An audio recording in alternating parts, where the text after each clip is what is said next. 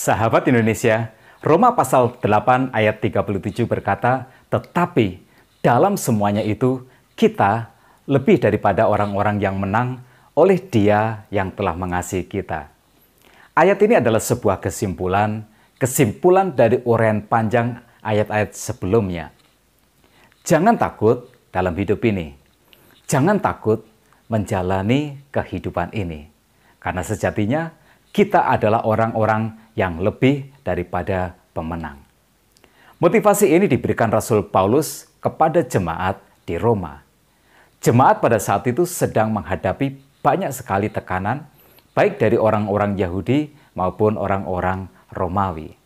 Kekristenan pada waktu itu adalah sebuah spiritualitas yang baru, agama yang baru, kegerakan yang baru. Karena itu mendapatkan tantangan di mana-mana. Sama seperti di negara kita, kekristenan belum mendapatkan perlakuan yang sama baik secara sosial maupun secara hukum.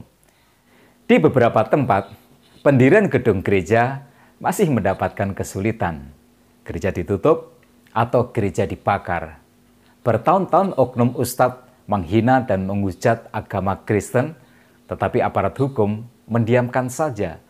Sudah dilaporkan berulang-ulang dan bukti hukum pun melimpah ruah, tetapi keadilan hukum masih belum di negeri kita ini. Tetapi sebaliknya, ketika ada orang Kristen dilaporkan menghina agama Islam, kepolisian sigap langsung membentuk tim pemburu untuk menangkap dan memenjarakannya. Tapi kita juga bersyukur bahwa upaya perbaikan di bidang hukum ini terus diupayakan oleh pemerintahan Bapak Jokowi. Salut kita berikan kepada beliau. Nah, kita kembali ke topik kita. Selain jemaat Roma mengalami tekanan, mereka juga mengalami konflik internal. Orang-orang Yahudi yang menjadi Kristen tetapi belum bisa move on dari agama lama mereka, mereka menginginkan hukum Taurat juga menjadi bagian dari syariat kekristenan. Lalu mereka mendesakkan, tidak cukup percaya Yesus, engkau baru bisa masuk surga kalau engkau percaya Tuhan Yesus dan engkau juga menjalankan hukum Taurat. Orang Kristen yang lain yang mengerti doktrin Kristen yang sebenarnya tentu saja menolaknya. Keselamatan di dalam Yesus adalah suatu anugerah ilahi. Tuhan Yesus sudah membayar lunas hukuman dosa kita dengan kematiannya di atas kayu salib. Itu adalah dasar dari keselamatan kita. Kedua kelompok ini kemudian saling bersilang pendapat. Silang pendapat seperti ini masih terus terjadi sampai hari ini. Orang Kristen Yahudi yang mengoplos iman Kristen dengan kepercayaan lama Yudaisme diwakili oleh kaum Armenian. Sedang orang Kristen yang sudah hijrah total kepada anugerah keselamatan di dalam Kristus diwakili oleh kaum Calvinis. Tetapi kita tidak membahas keperbedaan ini. Intinya adalah jangan menyerah. Saat engkau menghadapi tantangan, jangan menyerah. Saat engkau menghadapi kesulitan, jangan menyerah. Saat engkau menghadapi ujian, saat engkau menghadapi cobaan, jangan menyerah. Kita adalah orang yang lebih daripada pemenang. Tetaplah berdiri teguh di dalam Tuhan. Di dalam kekristenan, jangan pernah bersikap netral. Karena kekristenan tidak mengenal sikap netral. Kehendak Tuhan adalah bahwa kita secara sadar memilih untuk hidup di dalam kehendak dan rencana Tuhan. Dan itu tidak netral. Itu adalah sebuah pilihan dan itu adalah sebuah keputusan. Tetapi sebaliknya, iblis ingin kita mengikut dia. Tetapi kita tidak mau.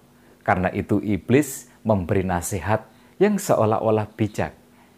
Jika iblis tidak bisa membuat kita mengikut dia ingin setidak-tidaknya kita cukup netral. Tidak mengikut Tuhan, tidak mengikut iblis. Netral, tidak menaati Tuhan, dan tidak menaati iblis. Jadi netral adalah bagian dari cara iblis. Karena itu Paulus berkata, hadapi semua tantangan. Hadapi. Jangan takut. Hadapi. Karena masalahnya apa? Bukankah kita ini adalah orang-orang yang lebih daripada pemenang? Mengapa kita harus takut? Mengapa kita harus ragu? Nah, dalam kesempatan ini, saya ingin menyampaikan dua alasan mengapa kita dikatakan lebih daripada pemenang. Yang pertama, karena Allah di pihak kita. Ayat 31 berkata, sebab itu, apakah yang akan kita katakan tentang semuanya itu? Jika Allah di pihak kita, siapakah yang akan melawan kita? Sahabat Indonesia, Allah di pihak kita. Karena itu, dengarkanlah ini. Sekuat apa kita di dalam hidup ini, itu adalah sekuat kita mengenal Allah kita. Sekuat apa kita di dalam hidup ini, itu adalah sekuat kita mempercayai Allah. Jadi kuat tidaknya kita itu tidak tergantung dari besar kecilnya masalah kita.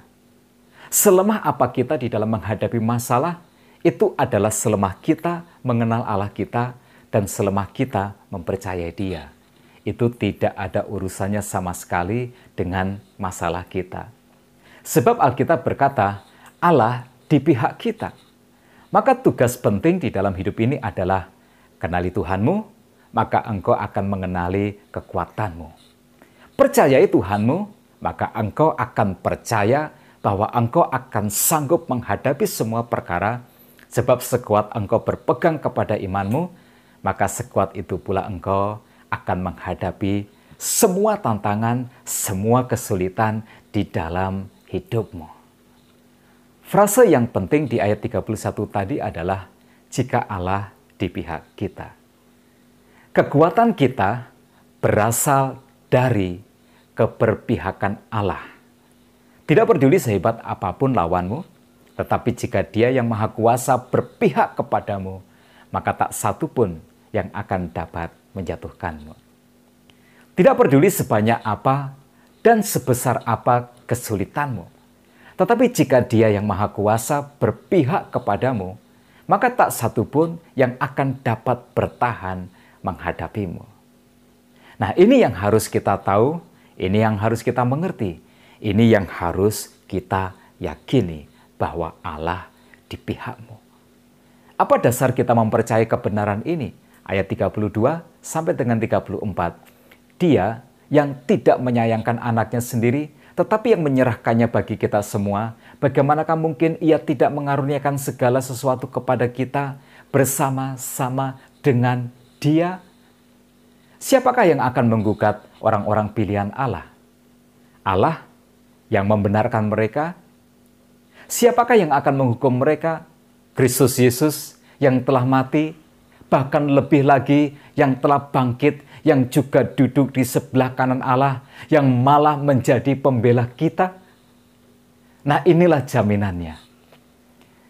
Allah sudah memberikan anaknya yang tunggal, Yesus Kristus, mati untuk menebus dosa-dosa kita. Nah, sekarang mari kita pakai logika kita. Secara logika, jika anaknya saja Allah berikan kepada kita untuk menebus dosa-dosa kita, mana mungkin Allah akan membiarkan kita atau bahkan menjadi musuh bagi kita? Kebohongan yang dilakukan iblis adalah bahwa Tuhan membenci orang Kristen.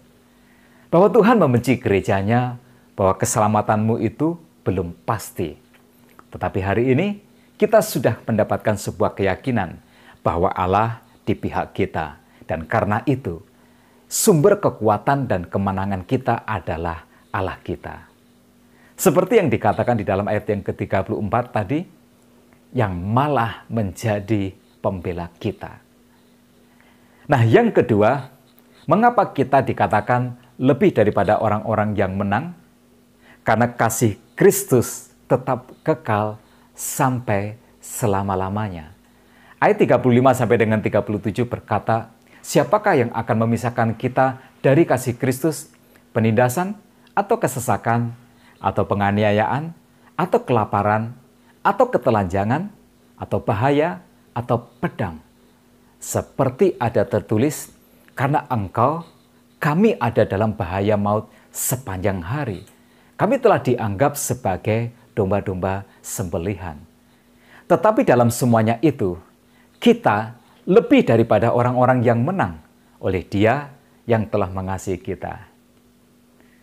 Memang benar dalam hidup ini ada penindasan atau kesesakan atau penganiayaan atau kelaparan atau ketelanjangan atau bahaya atau pedang seperti yang dikatakan di dalam ayat 35 tadi. Tetapi kasih setia Tuhan tidak pernah meninggalkan kita. Karena itu jangan keliru maknai penderitaanmu. Penderitaan bukanlah tanda surutnya kasih Tuhan di dalam hidupmu. Penderitaan juga bukan tanda berhentinya kasih sayang Tuhan dalam hidupmu. Bahkan, salah dan dosamu tidak mengurangkan kasih Tuhan di dalam hidupmu. Jatuh bangunnya hidupmu adalah sebuah proses. Bukan penampian, bukan juga penyaringan seperti yang dipahami secara keliru oleh sebagian orang. Jatuh bangunnya hidupmu adalah sebuah proses. Proses untuk menjadikan kita lebih pantas sebagai seorang yang lebih daripada pemenang. Tuhan tetap ada saat engkau meneteskan air mata. Tuhan tetap ada saat engkau kecewa. Tuhan tetap ada saat engkau mengalami kegagalan. Tuhan tetap ada saat engkau merasa lemah dan tiada daya. Jangan maknai keliru penderitaanmu. Saat Tuhan memproses, jangan banyak protes. Kepantasan kita sebagai seorang yang lebih daripada pemenang adalah tujuan Allah memproses kita. Nah, ketika Tuhan mengizinkan ujian berat di dalam hidupmu, Tuhan tidak sedang menunjukkan betapa beratnya hidup ini atau betapa sulitnya kita mengikut Tuhan. Ketika Tuhan mengizinkan ujian berat dalam hidupmu, ini yang Tuhan ingin engkau tahu. Bahwa sekalipun begitu, kasih setianya tidak pernah meninggalkanmu. Bahwa kasih setianya tetaplah kekal untuk selama-lamanya. Jadi jangan putus asa, jangan juga kecewa. Engkau adalah lebih daripada pemenang. Ayo berdiri tegap, hadapi semua tantangan, sebab Allah di pihakmu dan kasih setia Tuhan tidak pernah meninggalkanmu. Dari Kota Hujan Bogor, sahabatmu ini akan terus selalu menyemangatimu.